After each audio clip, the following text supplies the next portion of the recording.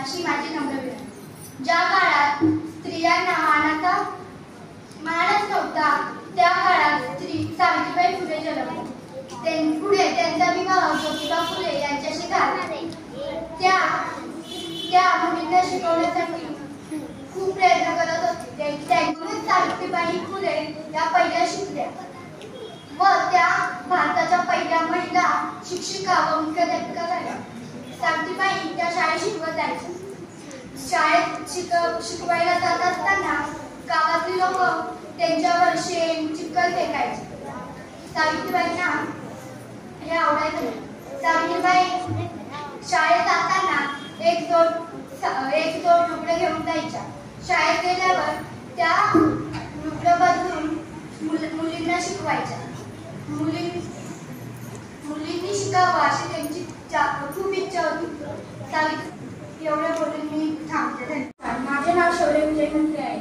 मी आता 7वी मध्ये शिकत आहे। आज 3 जानेवारी सावित्रीबाई फुले यांची जयंती।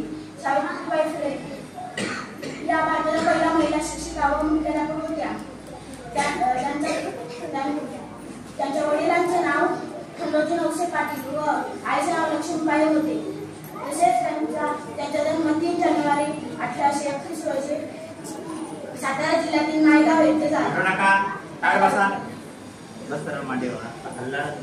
तसेच त्यांच्या अवघ्या 9व्या वर्षी त्यांचा विवाह थोर समाजसुधारक महात्मा ज्योतिराव फुले यांच्याशी झाला। 1848 मध्ये त्यांनी पुण्याच्या बुधवार पेठेत पहिली मुलींची शाळा सुरू केली। तसेच समाजातील वाईट प्रथांना विरोध केला। तसेच गरीब विधवा व अनाथांना आधार दिला। दुर्दैवाने 10 मार्च 1897 रोजी त्यांचे निधन झाले। सावित्रीबाई फुले समाजापुढे एक आदर्श आहे। त्यांना माझे कोटीवर प्रणाम। जय जय महाराष्ट्र। धन्यवाद।